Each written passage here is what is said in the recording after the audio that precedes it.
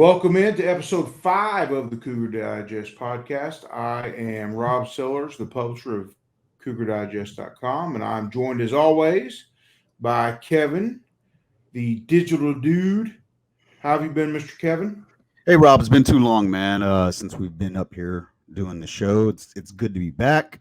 Good to get a win this past weekend, and honestly, I'm looking forward to this upcoming weekend against Texas Tech. Absolutely. Kind of one of Yeah. those wins everybody builds a little confidence off of, feels better about. Oh yeah, Puts the second guessing at least back further in the brain for a few days just a until little bit. until the next opponent's here. So that's fair. You know what I mean? Like you mentioned, Sam Houston State was a good win for the program. Good for the guys to get a ton of young guys experience. Yeah, It kind of shows how you should handle as a Big 12 team, a Conference USA team, so to speak.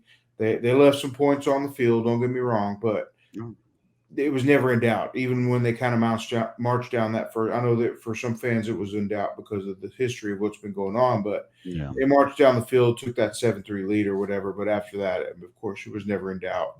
But it was a good win. You know what I'm saying? I was a fan of the fact that you got so many young guys in late that was able to get a little bit of finally, experience, right? yeah, some playing In-game time. experience. You're going to need those guys down the stretch. And maybe for a couple guys, you just didn't know quite what they had until they get under the lights. I know it's a big argument back and forth sometimes about how do you take a guy that practices well but plays bad versus a guy that maybe doesn't practice so well, but when the lights come on, he's a gamer. He goes out there and just makes plays, so to speak. So, Right.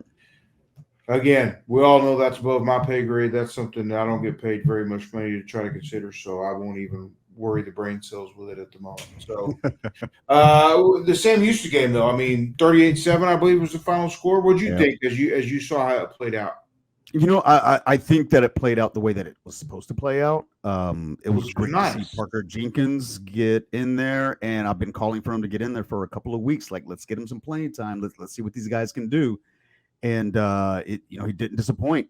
105 yards, 3 touchdowns. I think he averaged around 6 yards a carry. It looks like we have a running game. I mean, I'm not going to discount who the competition was against. Right, that's fair. You still have to go out there. You still have to block. You still have to run. You still have to find those gaps. It's still football, and the guys on the other side are playing hard. Also, they want to win as well, and they're well coached. Also, the coach over there, Sam's got 2 national championships. From 2 different schools, and I believe he's the only one who's done that on the FCS side of Delaware. things. So Yep. they're well coached, but obviously, it was all Houston. It was good to see the running game, and as you mentioned, good to see some of the younger guys getting some playing time. Which obviously, I wish they would have been able to do that against UTSA and against Rice. We might have been better prepared against TCU, but we can't go back and change anything. All we can do is just move forward. And one other thing I wanted to mention, yes, it was against Sam, but I had a feeling that it was going to take a few games for this team to really start to get used to playing together and playing as a unit. Right. With so many new players. I know that we're not making excuses, but we just have to look at the reality of the situation. Is that there's a lot of new faces. We lost our 3-year starting quarterback. We lost Tank Dell. We lost a lot of pieces on this offense. But we returned a lot of pieces also. But getting that playing time for those players is definitely going to help us in the long run because you need it in the Big 12. You need that. You're going to need it in week 9, week 7, week 8. You're going to need it down the line. Exactly. So it was good to see. No, for sure, I agree. As they get into the meat and potatoes now, the Big 12 conference play, I think people will realize more and more what my and your concerns were for playing some of the younger guys because it's going to come up. It's different getting into an AAC wear and tear versus getting to a Big 12. They're already going to be overmatched a lot in these Big 12 games in the trenches just because Big 12 programs having that opportunity to recruit for so long at that Big 12 level and build some quality depth along the lines, which is kind of like the toughest spot, in my opinion, of course. They've had that head start for a decade plus type deal, decades even. So I think, again, I've said it before, but I think when you finally start seeing Houston land some quality recruits from the high school level, and even to a smaller extent, the transfer portal, as far as at the tackle spot, that's when they're finally – I mean, skill guys should not be a problem for them. That should always be that. I mean, you could always get skill guys before, even when they were in the American and Conference USA. Yeah, I agree. They always had a great receiver. They could get some DBs or something. Maybe a guy like Derek Matthews, who was just a stud at the high school level, but was undersized. So some of the bigger programs wouldn't take a shot. I mean, these are the guys they made a life off of. And, under recruited Case Keenum, even going back that far out of high school. No one could have expected what he would have become, or they would have offered him. So I think now, as they start where they get guys like Matthew Gold and then they get Parker Jenkins and they get all these Jonah other Wilson and MHP. Exactly, Jonah Wilson and MHP, all these guys. That's where you start seeing that boost from the Big 12, but where you truly start seeing them establish myself, again, in my opinion, is, of course, I don't want to discount Pancake Hunter a couple classes ago, the 4-star center, who's going to, whenever this is done with Freeman and he moves on, he's the guy moving forward. They don't have anybody else even on the roster. So they've been preparing him. I think he's going to be in a good spot. He got in last week. I thought that was a good thing. Yeah. And so when they start getting those 4-star offensive tackles, to me, that's when they've truly, truly kind of entrenched themselves in the Big 12 and can go basically head to head with anybody. And you'll have those occasions where they can fight head to head with somebody against an SEC for a Houston kid to keep him home versus going over to the SEC. So it will get there. We've seen some progress. I think it will get better over time. But that's just basically, to be fair, that's where everybody stands at. So, well, we've already flipped an LSU commit. So there you go. See what I'm saying? You'll start seeing those things more and more. And so that's, to me, of course, I know there are people that aren't always happy with that progress or the rate of progress, and I get that. I really do. Yeah. To me, I see some of the signs, but I do still agree there's growth to be made. So absolutely. It's not all positive. There are some negatives. There's still had a lot of penalties this last game. We still had 100 yards in penalties against Sam Houston State, which had not reared its head very much early in the season, but did last week. UTSA, we had the penalty problem, and then again against Sam Houston State this past weekend. So, again, got to clean it up. Just got to play smarter. But as I mentioned, I think that they're starting to play together a lot better with more experience on the field. It's just the way it works, right? You play more together, you're going to play better together. And exactly. It's going to take. It's kind of the era that we're living in with the transfer portal, of course. This basically applies to every team at this point. Exactly. It's going to take some time. You're going to have some pieces to fit in. You're going to have new. You're going to have old. People go to the portal to fill holes. I mean, it's not like it's a secret. It's like the free agency in the NFL. Right. You have a hole you need to fill. You go to the free agent. You get the best thing you can. You fill it in. You let them gel. You see how it works out. Yeah. If it doesn't work, you try again. Rinse, repeat. I mean, I don't want to dumb it down, of course, but in certain spots, that's basically what it is. You're trying to. In this case, Houston badly needed offensive line help. They had Pat Paul and Jack Freeman coming back, but they needed help elsewhere. And what they do, they went, they fought, they got some, they didn't get others, and this is where we stand, so to speak. Yeah. They'll get through the season best they can. They'll rinse, repeat, and try again next year. So, I mean, that's kind of where we stand. But, I mean, one thing I did want to bring up before we moved on from Sam Houston State and bringing up the offensive line, it just brought this to my mind, was just I asked Coach Holgerson about this Monday towards the end of the press conference. Just the change that they made a slight change in the run blocking scheme in terms of what they were doing early in the season versus what they went to against Sam Houston State. And I brought it up and said, there was a slight change there. What was that? Was that more geared because who Sam Houston was from a talent standpoint? Yeah. Or was it more tinkering in terms of trying to see what works? Maybe what they went to was a little bit more simplified for the offensive lineman in terms of blocking, less pulling, less basically, twisting and this and that. And he brought that up with guys getting caught up in the inside with all the pulling and this and that, getting caught in the traffic. So we'll see. He didn't really give me a specific answer in terms of was that Sam or was it tinkering? I think maybe it was a little bit of both. Yeah. They felt they could tinker because it was Sam, so to speak. And if it takes that, maybe simplifying the blocking scheme somewhat in the short term until you feel you can slowly start bringing back the more complicated stuff, which again would just simply bring up new wrinkles in terms of now you don't even know which blocking scheme you're going with. And I know that comes with time. You got to have guys that are ready to execute that at that level. So to speak. So we'll see as it moves forward into Tech. Was that tinkering or will it show up again in the run game? He mentioned the fact that they were trying to get more things out on the edge. And again, that brings up, was it more you felt you could beat guys on the edge at Sam Houston, or you want to simplify it so you can get things out in the edge and space, which is what a lot of people have questioned why they have not seen more of early on in the season. So again, where it falls for me after all that is I think they were tinkering a bit to see what would work. How could they handle if we had this wrinkle? Yeah. And maybe in the long term it helps them out in terms of it adds a new wrinkle that maybe just something else the other team has to prepare for, so to speak, that they've showed Right. early on that you never know, right? Right.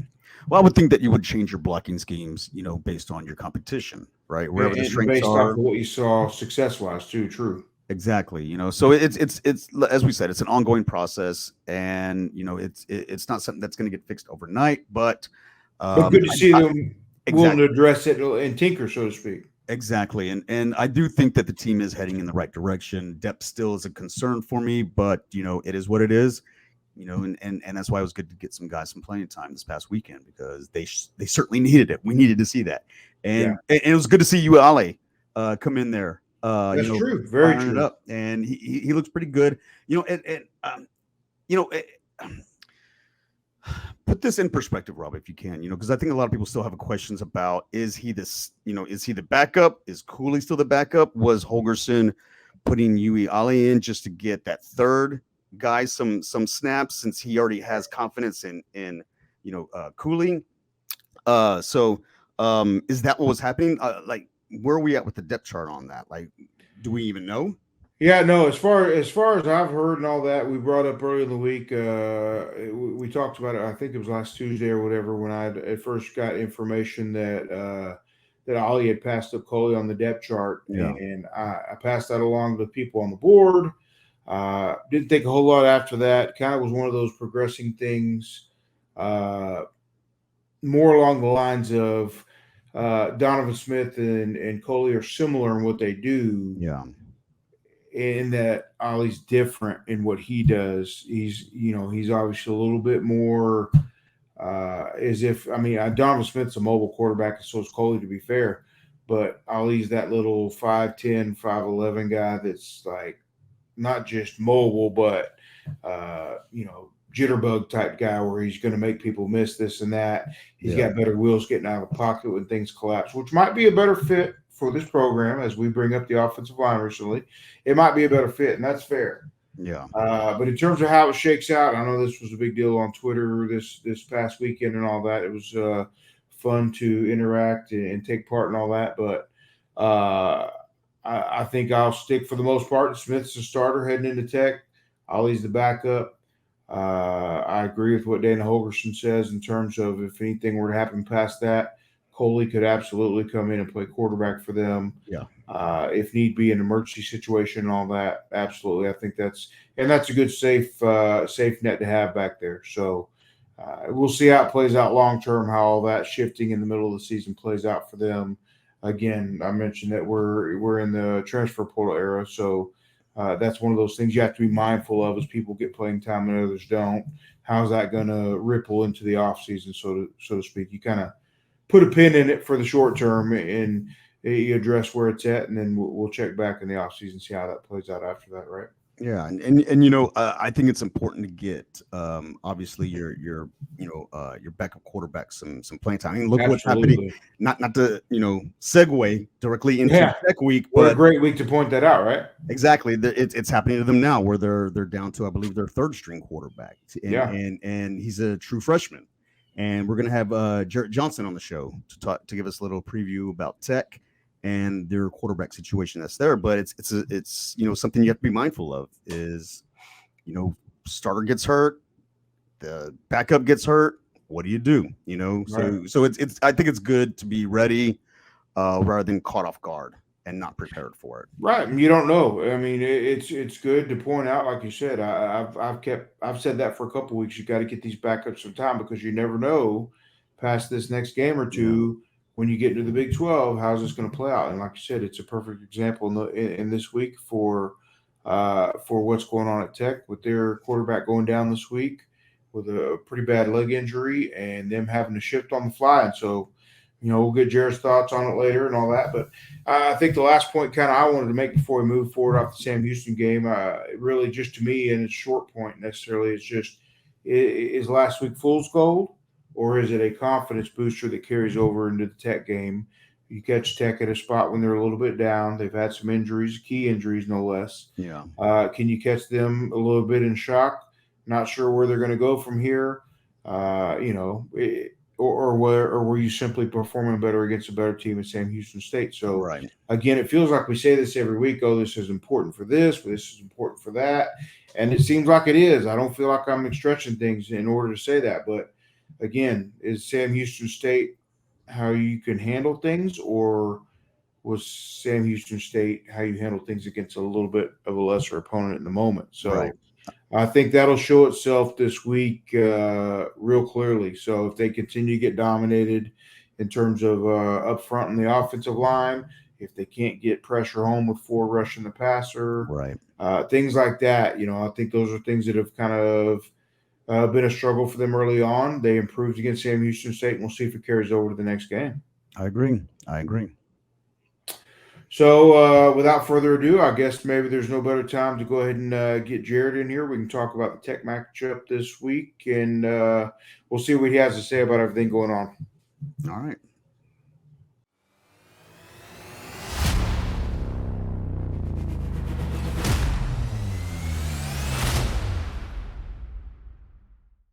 All right, welcome back in. We're on episode 5 still of the Cougar Digest podcast. We are welcoming in tonight with us Jarret Johnson from InsideTheRedRaiders.com.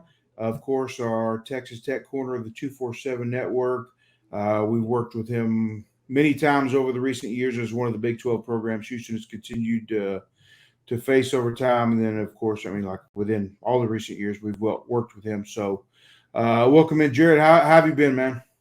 I'm good. Big Rob, thanks for having me on again. Kevin, really appreciate you too, everything you do over there. And I'm ready for this game Saturday.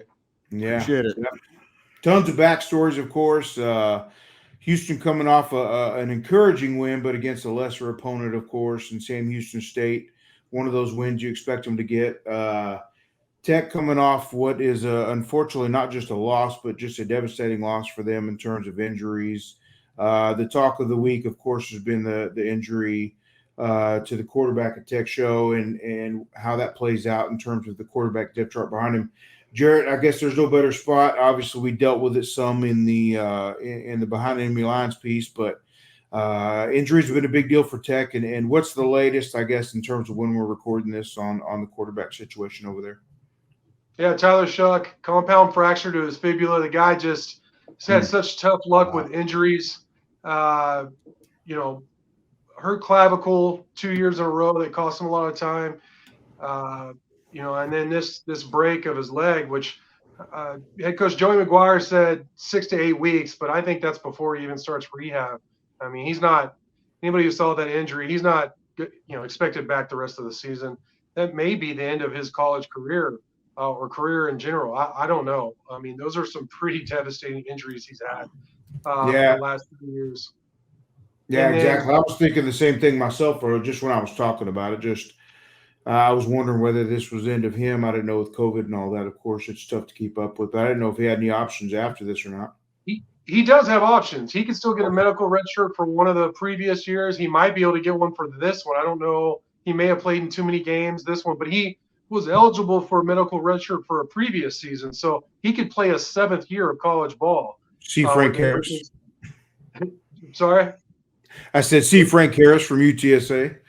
Yeah. He was in his some of these guys season. are like almost 30 playing. Alan Bowman. Exactly. You remember what Alan Bowman did against Houston like 8 years ago or something like that. It does He's feel at like Oklahoma State. That's crazy. It really is. But they have a young gunslinger coming in. He's played some. He played some last year. He played some against West Virginia, but he got dinged up in that West Virginia game. He had a guy land on him, and there's some question. Now I asked Coach McGuire Monday during the press conference. I actually asked a follow-up because he said, it's Baird Morton's show, and I said, hey, he was dinged up. Is he really is he expected to start Saturday against Houston? He said he is. So, but that's something to monitor because if he does get hurt or if he's not able to go for whatever reason, Jake Strong, a true freshman who has never taken a college snap, is the next guy up. And then after that, you're talking about walk-ons or receivers or wildcat kind of stuff with Tosh Brooks. Yeah, it gets pretty tricky and dicey or whatever, however you want to call it, after Barron. So even though I like Jake Strong, Jake Strong put up big numbers. He was a highly rated recruit, all that.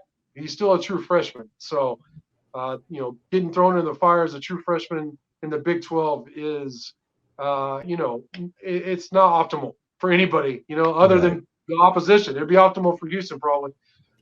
So that's really where they're at right now with the quarterback situation.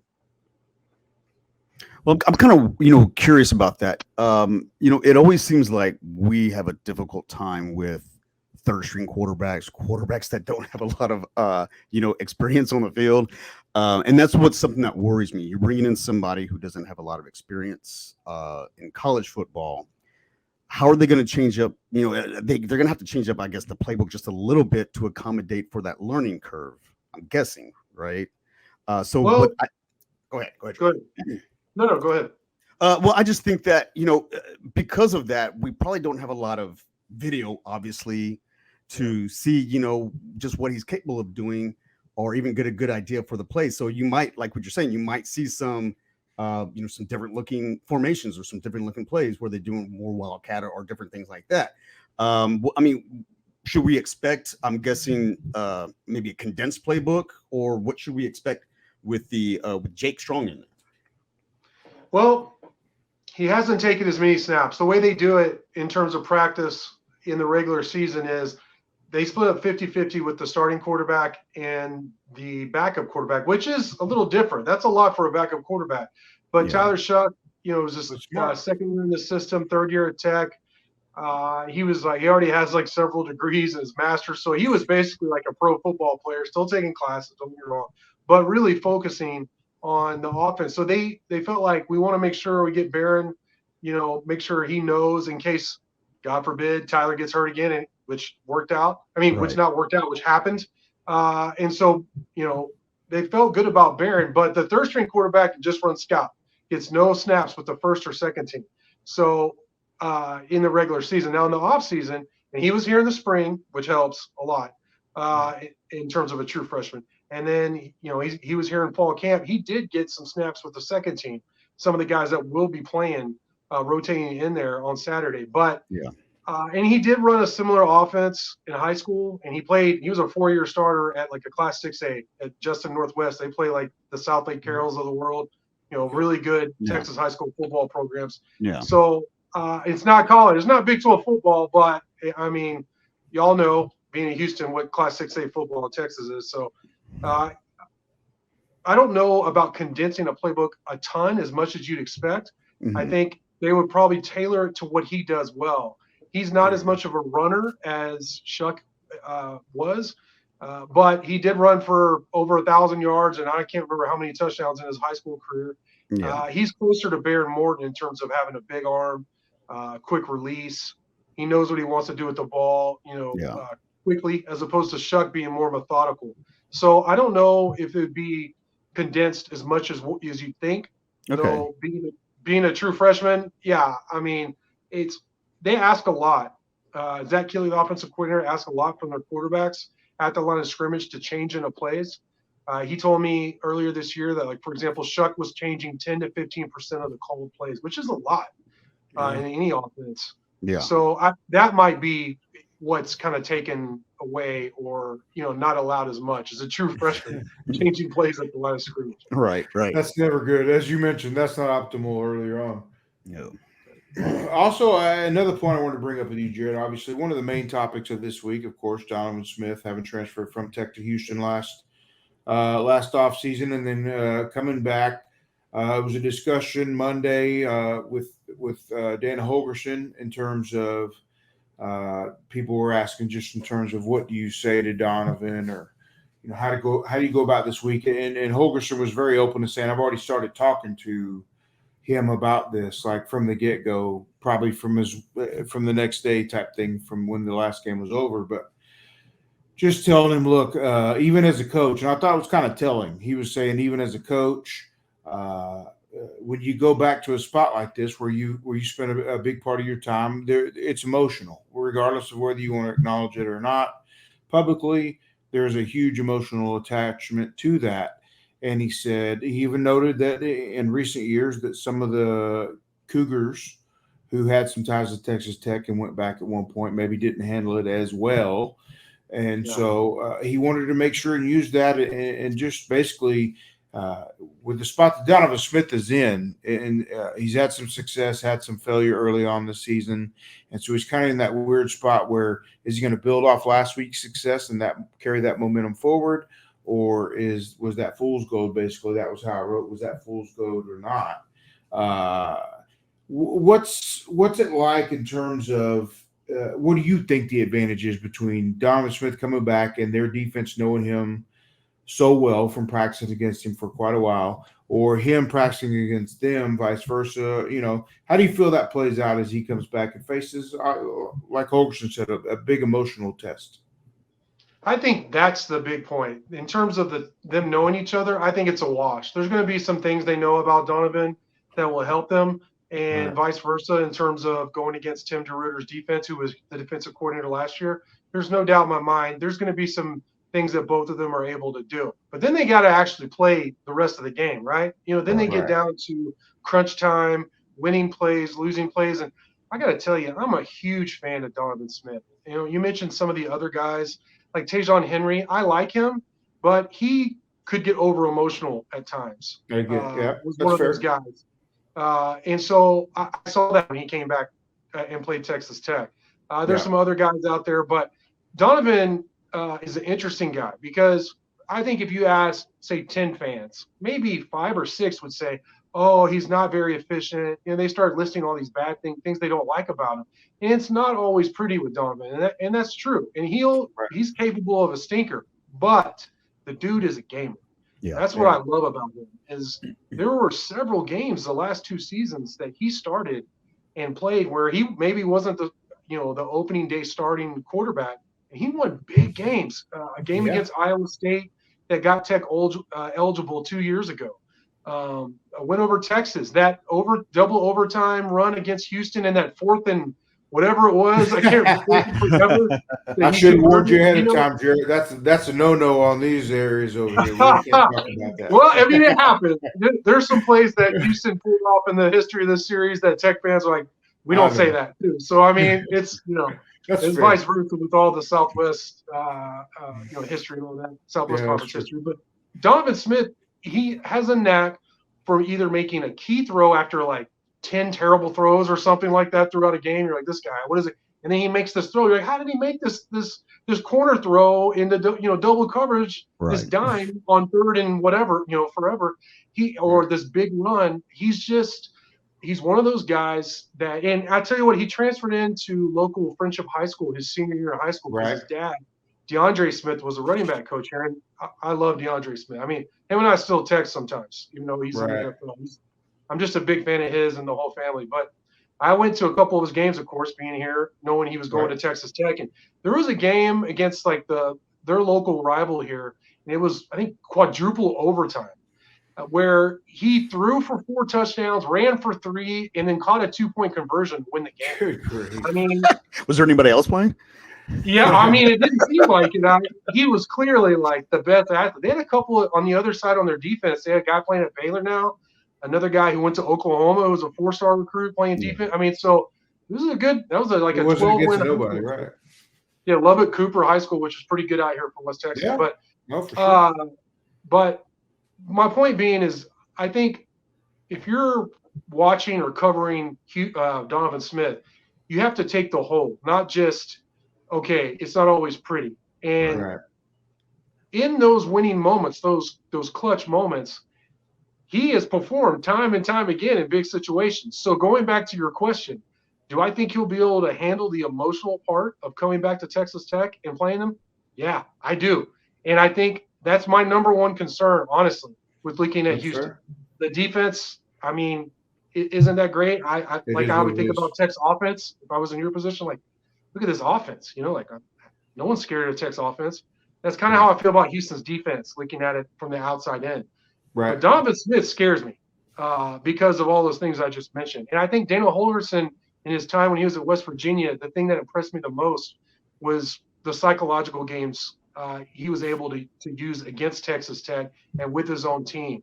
Now, he is capable of that backfiring on him a couple of times, but he values that. And it doesn't surprise me to hear that that's what he's focusing on with Donovan is like, hey, don't be over emotional. You still got to play the game going back to Texas Tech. That makes sense. It almost seems like they're a match made in heaven with their, I guess, for lack of better terms, their strikeout or home run approach at the plate type thing with how it's going to be. You know what I mean? It's you never know what it's going to get. Sometimes it's going to work, sometimes it's not. But it definitely. And we talked about during the behind the enemy lines the other parts. It's the transfer portal era, which you shared a few guys to look at and this and that on there and all that. You thought it was going to be a close game on Saturday. I know they're doing the Mike Leach deal, and I know Coach Holmstrom was asked about it on the Monday press conference, and I'm sure you've heard the response, and everybody else over there has as well, just in terms of he was happy to see that happening in terms of kind of mending that bridge, so to speak, with the family and just, making things right a little bit in the fact that Coach Leach is gone. And I just, do you have any thoughts in terms of all that? And I know it's a big deal for them coming up this Saturday in terms of the honor with both him and also I've learned since, is it also Cliff Kingsbury they're also putting in as well? Absolutely. Yeah. Kingsbury. So a lot of Houston ties. Yeah.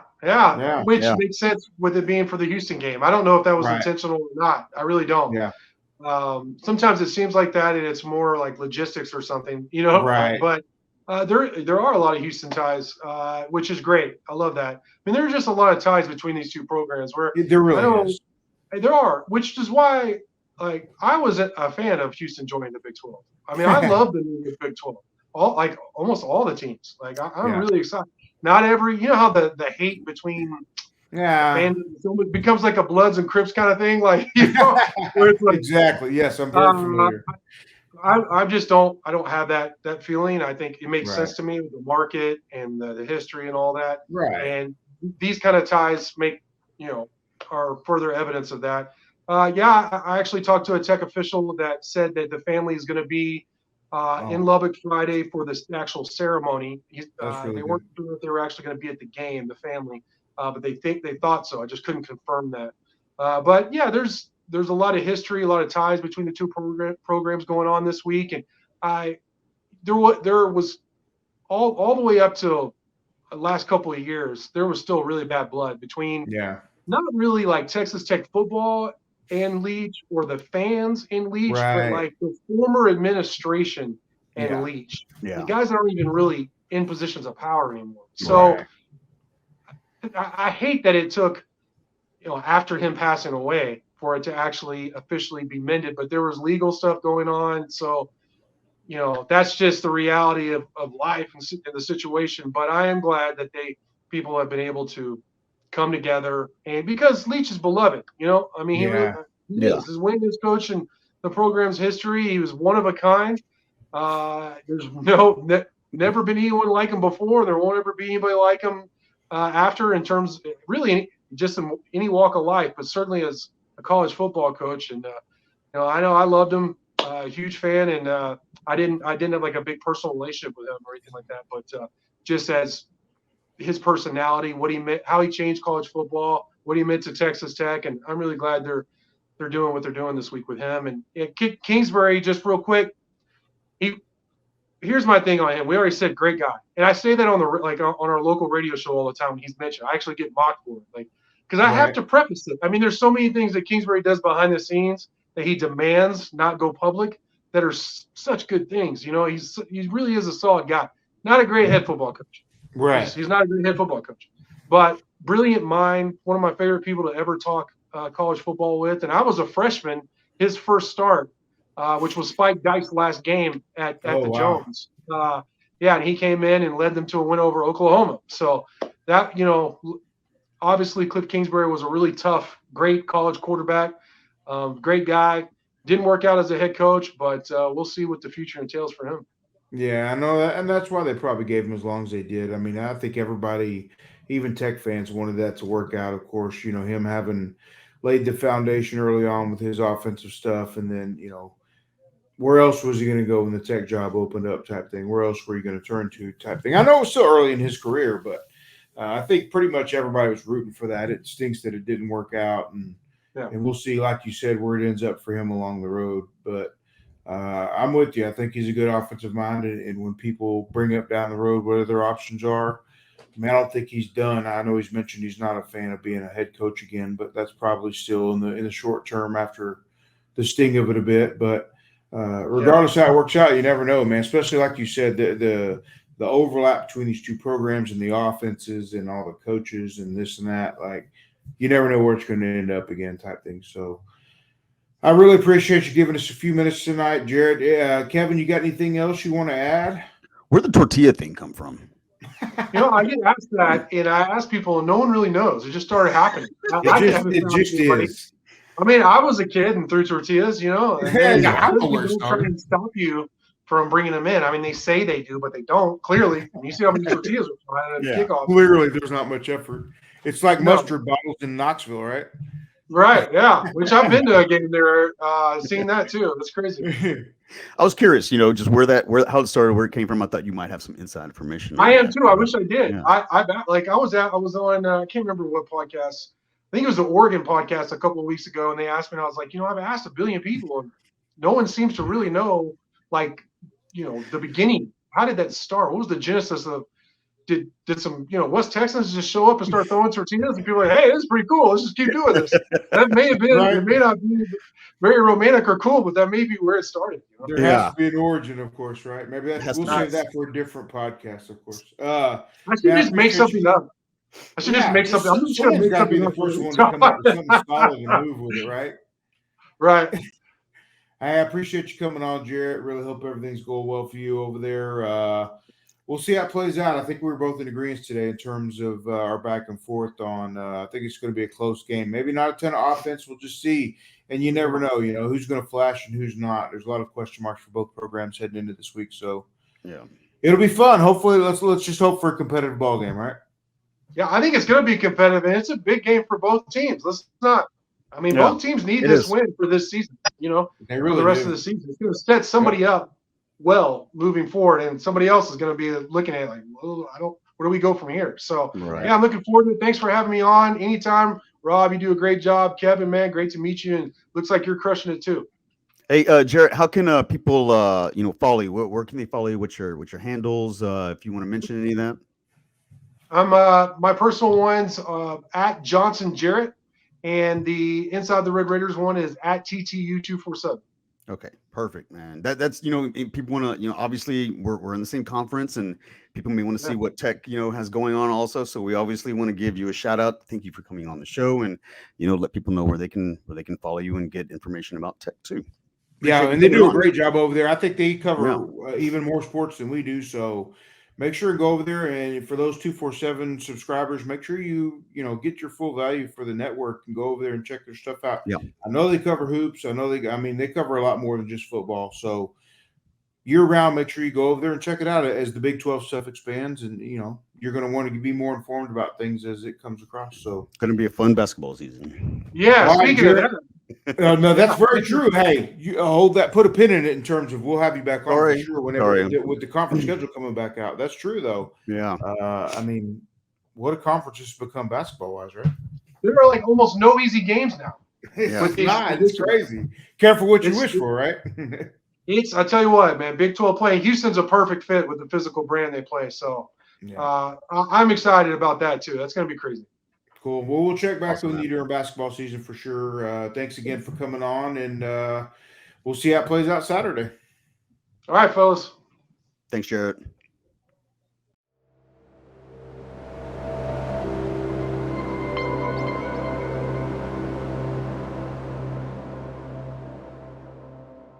All right, there you have it from Jarret Johnson, the publisher of InsideTheRedRaiders.com, our 247 network partner for Texas Tech news and information. Always good to have him on. That's one of those guys, again, we talk about Kevin all the time about how a lot of the teams in the Big 12 did not play Houston when they were in the Conference USA and the American. There were a lot of teams that wouldn't. I know Baylor at least had that one blurb in the 2020 season that was on briefly for a couple of days and off again. But other than that, Yeah, I remember. there hasn't been much interest outside of Tech. Oklahoma State, I guess I remember, of course. I'm going to remember that one. That was my back in 2009 was And my Oklahoma first game. and Oklahoma too. You know, Oklahoma, couple that's games. fair. They played Yeah, them here, and then a couple years ago they played them up there. That's fair. yeah. The Oklahoma schools in Tech. So again, like I said, that's Jarret Johnson and the Tech guys. Those of even on the board. I know we've had our flare-ups with Tech fans coming over and playfully chit-chatting amongst the Cougar fans about the Big 12 and the upcoming games and all that. So as Jarret mentioned, there's a ton of overlap in these programs between Holgerson and Kingsbury and the offense. And Donovan Smith. going back to even, oh man, I'm gonna hate myself for blanking in the moment. Who was a defensive coordinator under Levine, if you remember off the top of your head, who also went on to Tech with the Spavatols after that? Oh, I'm gonna hate myself. I see him in my mind, but the name is escaping me. If I'm not mistaken, the last I checked, he's over at Central Florida, and so I apologize for forgetting his name in the moment. But Cougar fans know him because he was here with Trayvon Stewart, Adrian McDonald, all these guys were back there at safety, and he played such a good. He was a really good defense coordinator, one of those guys that really emphasized turnovers and all that. And I really hate that I forgot his name in the moment, but got a lot of I will look turnovers it up too. as we continue. But Kevin, as far as this game goes, how do you feel? What do you think in terms of heading into Tech? I'll let you lead off in terms of what you think heading into Saturday's matchup. Well, right now, I believe Tech is a 8.5-point favorite, which that you give them, I guess, a touchdown for home field advantage. But with their quarterback situation being kind of in chaos right now, I think that gives us a little bit more help. But as I mentioned to Jarret, we usually don't have very good luck between second string and third string quarterbacks and quarterbacks that we're seeing for the first time. But fair. hopefully we could scheme our defense and Belt could get some pressure on them. And I think that's the key to this game really is, getting pressure on a young and seemingly unexperienced quarterback whenever it comes to the college level. And I'm hopeful. I'm cautiously optimistic, with this game. I think it'll be more competitive than the TCU game, which we were competitive for a half, but then I think depth really just became an issue for us. But I think we match up evenly with Tech for the most part. I do think that they have more depth than we have, but they've also been recruiting at a Big 12 level for 26 years. True. Longer than we have. Exactly. But I've always liked Tech. Jarret mentioned we're very similar universities, and we are. Look at the size of universities. We're typically 3 and 4 as far as student body goes in the state, and we're all Southwest Conference rivals. A lot of the kids on these teams, they know each other. They've played with each other. They were recruited. There's a lot of similarity and there's a lot of familiarity with these two teams, and especially since Tech has continued to play us, even though we weren't in the same conference, on a conference schedule. But I think it's a close game. I'm cautiously optimistic that we can pull it out. Will we is a different question. It's tough to pick us still at this point, but if it's close, I think we might be able to pull it off. But if Tech kind of runs away with it in the second half, then Excuse me, kind of like with TCU, then obviously you got to put them, in the favorite spot. But I'm hoping for a competitive game, especially since we got some depth, some experience. But I'd maybe see this as maybe a 1-score game. Either way, it's a 1-score game, if you ask me. No, that's fair. I think that's a good approach. I think Houston catches Tech at a opportune time in terms of if they would have had their starting quarterback. Obviously, he's got a lot of experience. I know he's been hurt a bit over time or whatever, but I also think that he's just got a ton of experience in general. And playing a guy like that versus a guy Donald Smith, nothing, no shade or nothing, but there's a reason why he was starting over Donovan in terms of in that program at that time last year. So Yeah. I think in a way it's helpful to Houston that they get them in a little bit of a weird spot. And if you're any kind of defensive coordinator, like you mentioned in Doug Belt, surely early on you're going to bring the pressure and see whoever it is they're going to be young. I don't care who they roll out there at quarterback. They're going to be a young quarterback. They're not Yeah. going to be. I mean, I'm not saying they're just absolutely green, but they very well may be, depending on who it is. So Sure. I think early on you're going to see them dial up some blitzes, and we'll see early on how that pays off or doesn't. One of those things, you bring the blitz and it doesn't get home. I think we've seen both ends of that throughout this first four For sure. games. Yep. If you bring the blitz, you bring 4, 6, 5, whatever it is, you don't get home and you leave those DBs on an island. Any quarterback with a little bit of weight under his belt is going to be able to pick that apart. Right. So, and this is part of being at the Big 12 level. Even the young quarterbacks, they're there for a reason. These guys were not pushover recruits. They weren't diamond in the rough recruits people took a chance on. I mean, when you're recruiting in the Power 5 level, you're fighting for these guys that have value to bring in because they should be ready sooner than those that are ranked below them in general. Yeah. So I think, too, I agree with you in terms of it's going to be a close game. I think you're going to see Houston's defense bring a lot of pressure early on, try to see what they can do to make that quarterback, whoever it is, uncomfortable. I think that's a smart play. I think any smart coach would do that. Offensively, I think we'll see how it plays out. I wouldn't be shocked to see Donovan come out a little erratic at first. I mean, just understanding the moment, and despite all the efforts to try to bring him, pull him back in a bit and make sure he gets those emotions under control, I don't think it would be like frowned upon or even unexpected if he were to come out on the first drive and be a little erratic. I think that can be expected maybe, and then things settle in, so to speak, once the game gets going. I think Houston's going to lean on the run game, not just Parker Jenkins. It's Yeah. going to take more than him against Texas Tech, so I think we'll see others involved still as well. All basically everybody that's ready, and Campbell and Mathis. I think we're going to see all these guys, right? So I think early on you're going to see a lot of stuff. I think you're going to see a lot of mixed match stuff too. Again, Tech brings a lot back, but they're also, again, like everybody else, they have new pieces, and we're only 4 games in. So Yeah. if you're going to throw a little bit of mixed match at people and try to see, maybe throw some things at them you haven't seen or put on film yet, now's the time to do it. We're getting in. There's nothing else to hold back. I'm not saying that's what they're doing, but basically everything you got left, whatever you may or may not have shown yet, you got to show it at this point moving forward. There's nothing else to hold. So Yeah. Don't hold back. I think it's going to be a close game. I'm kind of like with everybody else, and I mentioned this in the piece on the websites today. I think it's going to be a close game. I'm not sure what's going to be it. Is it going to be Donovan Smith overcoming the emotions, overcoming the, maybe having a little bit better receiving core this year than where Tech's at in the moment. Maybe being a little better than who Tech's got at quarterback this at the moment in this game. Yeah. We'll see. I think it's going to be a close game, and I think I can see it playing out either way, to be fair. Just to be fair, since it's Tech's home game, I think there'll be a lot of motion around it too. I think fans, like we talked with Jarret, really want to see them do right by by Coach Leach. Kingsbury coming back and getting put in as well this weekend. Yeah. Very big. This was a game that was sold out early on, I think, mostly for those reasons, not necessarily because of Houston, but Right. big weekend for them.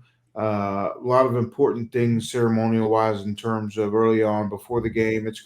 It'll bleed over some with the emotions and stuff. So I'm interested to see how it plays out. I really am. 2:30 game, first early game for the Cougars. Like that, I think it's it's one of those things. It's time to see who they're going to be this year, and we'll see. What was that fool's gold last week, or was it one of those priming moments for the season that kind of launches them into the Big 12 season and surprise a couple of people? So I don't know. That's kind of where I stand with everything. We could talk it to death until it comes time to play football, but that's basically where we're at. We're recording Thursday night. I still think it should be a close game. There's still some certainties about it and uncertainties, but I think it'll be entertaining. And that alone for fans on both sides should be good. At least you have an entertaining game. No one likes watching blowouts, even though it's fun in the moment. If you're winning, of course, Exactly. we'd all prefer to at least be interested throughout the whole game. So let's hope at least for entertaining football on Saturday.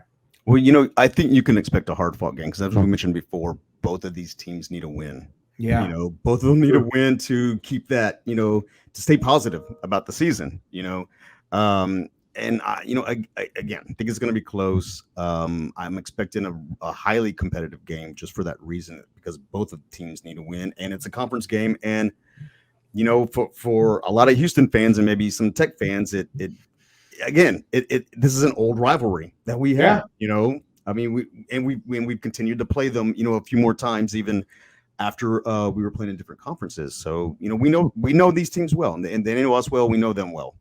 And I expect a good game, hard-fought game.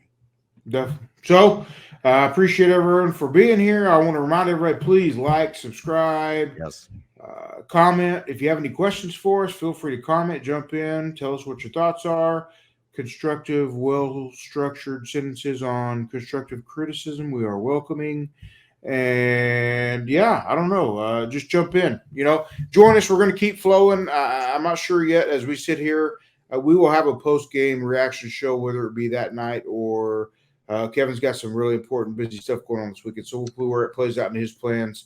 I do not want to be Kevin this weekend. I emphasize even owning a pickup truck. I do not want to be Kevin this weekend. Oh yeah, I forgot you had a truck. I should. Speaking of, you got a truck, Rob. Glad I got you on here. I'm moving this. You remember where Cypress is at, Rob? Right? You got a GPS with your old self, right? You know where I gave you an address. That's right. So I've always told people that I would rather just burn everything and start from scratch than to move all my stuff. But it is what it is. Person's take on things, because the more you move in life, the more you're like, man. Yeah, you start to think a little bit more about it, All right. Appreciate it. Lots of thoughts and prayers for Kevin this weekend as he moves his apartment, which at least I've heard is in the same complex. It's not a different one. That's at least favorable, right? You don't have to worry about your long plunger full of toilet tissue falling out on the street between your first two apartments and not having toilet paper. Yeah, gotta always have that stocked. And if anybody wants to help, just let me know. Send me a message. Hey, hit up Kevin if you're bored this weekend. Exactly. All right, everybody. Again, thanks. Subscribe, like, comment, all the above. Spread the word. Tell us any way we can improve things, and we will see you next episode at some point very soon. That's right. See you, Rob.